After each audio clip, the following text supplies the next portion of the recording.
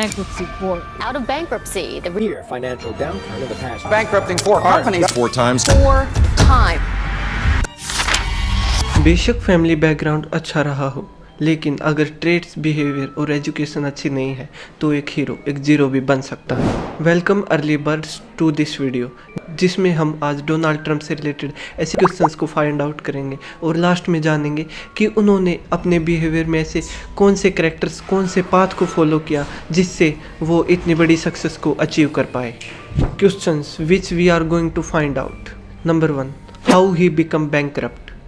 Number 3, how he become money making machine and establish his empire. Number 4, what are the characters which he adopted in his behavior to become rich.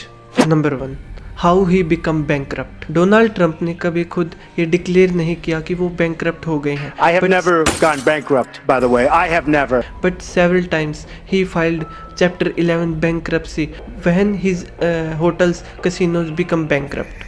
The 3 Atlantic City casinos, once run by Donald Trump, have filed for Chapter 11 bankruptcy protection for the 3rd time. His key bankrupt areas in 1980s and early 1990.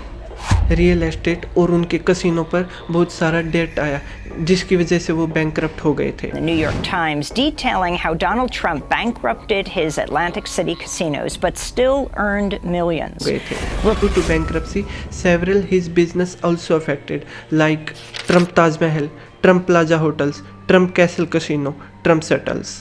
Also due to the rising competition in the Atlantic City की वजह से उनके business पर इसका बहुत बुरा affect पड़ा और कंपटीशन लगातार बढ़ता ही गया और वे बैंकरप्सी में डूबते ही चले गए, जिसकी वजह से उनकी रेवेन्यू लगातार डिक्लाइन होती गई और वे चैप्टर 11 बैंकरप्सी फाइल करते ही गए।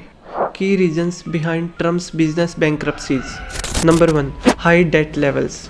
ट्रंप अपने बिजनेस के लिए मेनली लोन्स और लिवरेजेज इन्वेस्टमेंट्स पर डिपेंड रहते थे, जिसकी वजह से वे उनको फाइनेंस कर पाए और उनके प्रोजेक्ट्स चल पाए। Number 2, over expansion. Over expansion की वजह से वे लगातार लोन लेते गए और बिना मार्केट डिमांड के वे लगातार अपने कसिनो और होटल्स की ग्रोथ को बढ़ाते ही जा रहे थे। Number 3, economic downturn. मार्केट के लगातार रिसेशन और फाइनेंशियल क्राइसिस की वजह से लगातार वे कर्ज में डूबते ही जा रहे थे। Number 4, risky business decision. Trump ने ऐसे होटल्स और कैसीनो को खरीदा जो ऑलरेडी अंडर परफॉर्म कर रहे थे और उनकी ग्रोथ को बढ़ाने का सोचा, पर उन सब ने अंडर परफॉर्म किया और वे कर्ज में डूब गए और उन पर और डेट बढ़ता ही गया। लेकिन इसके बावजूद ट्रंप ने हार नहीं मानी। जब भी वे फाइनेंशियल क्राइसिस को देखते तो वे उसके सामने खड़े हो जाते और हार मानने से इनकार कर देते थे। But still earned millions.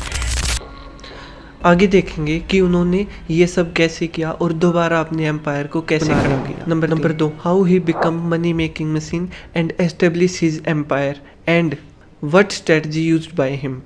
Trump ने खुद को एक मनी मेकिंग मशीन बनाने के लिए बहुत सी स्ट्रेटजीज, लूप होल्स, ब्रांडिंग और मीडिया का यूज़ किया, जिसकी वजह से वे इतने पॉपुलर और एक रिच पर्सन बन पाए। आइए देखते हैं उन्होंने ये चीज़ कैसे की और इस सिस्टम को कैसे यूटिलाइज किया। Number 1, starting with family value. उनकी फैमिली मेनली एक बिजनेस पर फोकस करने वाली फैमिली थी और उनके फादर एक रियल एस्टेट डेवलपर थे। रिपोर्ट्स के अनुसार फ्रेड ट्रंप ने डोनाल्ड ट्रंप को $1 मिलियन लोन दिया था ताकि वे अपने लाइफ के अर्ली बिजनेस को एस्टेब्लिश कर पाएँ और आगे बढ़ पाएँ। तब ट्रंप ने अपने पापा के कैरियर को टेक ओवर किया और उसको एक्सपेंड करना स्टार्ट कर दिया। उन्हें एक और चीज़ का बेनिफिट मिला, उनके पापा के बहुत सारे पॉलिटिकल कनेक्शन और कॉन्टेक्ट्स थे, जिसकी वजह से वे अपनी इतनी रीच बना पाए और उन चीज़ों को यूटिलाइज कर पाए। Number 2, shifting to Manhattan real estate. Trump ने अब हाई प्रोफाइल प्रोजेक्ट्स की तरफ मूव करना स्टार्ट किया, जहां पर उन्होंने लग्जरी बिल्डिंग्स और आइकॉनिक लैंडमार्क्स को डेवलप करना स्टार्ट किया और उनको डेवलप करने की अपॉर्चुनिटी देखी। His notable projects like the Grand Hyatt hotel उनकी सबसे पहली बड़ी success. Then this hotel turned his struggling life into a major success. Trump Tower 1983 become his flagship project. इस टावर की वजह से his name become a symbol of brand. Other landmarks like 40 Wall street and the plaza hotel. Number 3, building the Trump brand. Trump ने realise किया कि जो power of branding थी वो कितनी ज़्यादा थी। Then he start his name transform into a symbol of success, luxury and power. उन्होंने लाइसेंस किया ट्रंप नेम को on his various hotels, casino, ventures, golf courses, residential tower and various his products like Trump vodka and Trump steaks. Number 4, rapidly expanding of casino and entertainments like Trump Taj Mahal, Trump Plaza in Atlantic City during 1980 and 1990. In ventures की वजह से उन्होंने काफ़ी financial difficulties को face किया, पर इसके बावजूद उन्होंने अपनी पब्लिक इमेज एक हाई स्टेक एंटरप्रेन्योर के तौर पर बना ली थी। Number 5, leveraging media and celebrity. Trump ने मासिव विजिबिलिटी और पब्लिक अपील को मास मीडिया के थ्रू गेन करना स्टार्ट किया। द अप्रेंटिस 2004 नाम का एक टीवी रियलिटी शो था जिसमें कंटेस्टेंट आपस में कम्पीट करते थे ट्रंप के साथ काम करने के लिए। He earned $1 million per season and use this platform as a branding platform. Number 6, diversification. Trump ने अपने पोर्टफोलियो को डाइवर्सिफाई करना स्टार्ट किया into various golf courses, ventures, hotels, resorts.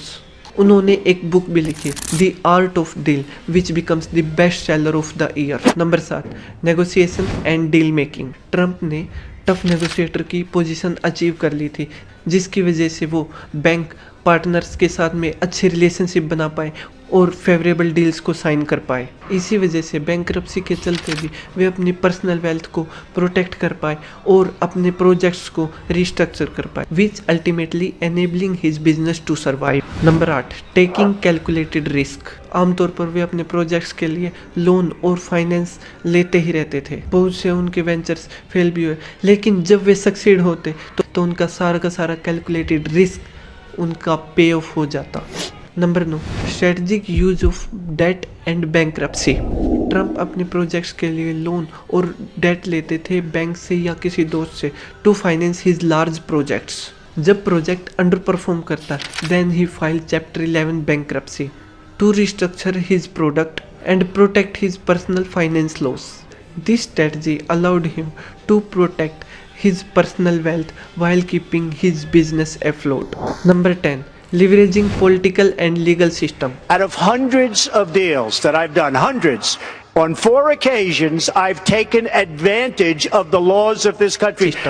उन्होंने पॉलिटिकल और लीगल सिस्टम का यूज़ किया, बहुत से टैक्स लूप होल्स का यूज़ किया ताकि वे अपने लॉस को रिड्यूस कर पाए और अपने प्रॉफिट को इंक्रीज कर पाए और टैक्सेस से बच सके। Do you use that $916 million loss to avoid paying personal federal income taxes? Of course I do.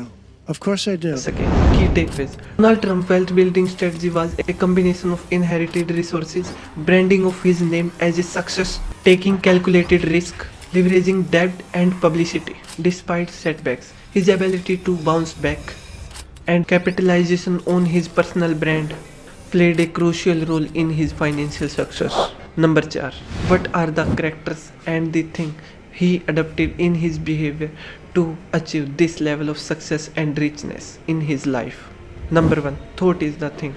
जैसे कि हमने पहले देखा है, जो विचार है वही वस्तु होती है। जो हम सोचते हैं, जो हम करते हैं, जिस चीज़ के हम ड्रीम्स लेते हैं, वो हम उसके फिजिकल थिंग में कन्वर्ट कर सकते हैं। अगर हम हार्ड वर्क के साथ में अपनी स्ट्रॉन्ग डिज़ायर को कंबाइन कर दें तो हम जो चीज़ सोचते हैं उसको उसके फिजिकल थिंग में कन्वर्ट कर सकते हैं। Second, desire. उनकी एक स्ट्रॉन्ग डिज़ायर थी कि वे रिच होना चाहते थे। वे एक ऐसा एम्पायर एस्टेब्लिश करना चाहते थे जो पूरे अमेरिका को याद रहे। Number 3, education of finance and money. इसी एजुकेशन की वजह से वे बच पाए जब भी वे किसी रिस्क में या फिर डेट में और बैंकरप्सी को जब उन्होंने फेस किया तो वे इन सब से बाहर निकल पाए और टैक्सेस को कम करके वो अपने प्रॉफिट को बढ़ा पाए। नंबर 4, रिस्क है तो इश्क है। वे हाई रिस्क लेने से डरते नहीं थे, उन्हें ज़्यादा बड़े वे रिस्क ले सकते थे। उन्होंने वो रिस्क लिए और अपने फादर और अपने बिजनेस को इतना ज़्यादा एक्सपेंड किया। Number 5, continuous learning. He's written a lot of books about business. Continuous learning ही वो तरीका है जिसके थ्रू हम अपने नए नए विचारों को अपने दिमाग में ला सकते हैं। हमें अपने फील्ड से रिलेटेड भी नॉलेज लगातार लेते रहने चाहिए। Number 6, mastermind group. उनके रिलेशनशिप काफ़ी अच्छे थे उनके बैंक, उनके पार्टनर और पेरेंट्स के साथ में। इसी वजह से वे उनसे अलग अलग तरह के आइडियाज़ ले पाए और इतनी सक्सेस को हासिल कर पाए। हमें भी ये सब चीज़ें अचीव करनी है। हम अपने कैरेक्टर में ये चीज़ों को ऐड कर सकते हैं और इतनी ज़्यादा सक्सेस, रिचनेस और सफलता हासिल कर सकते हैं। सो दोस्तों, हम मिलते हैं अगली वीडियो में एक ऐसे ही सक्सेसफुल इंसान की स्टोरी के साथ में।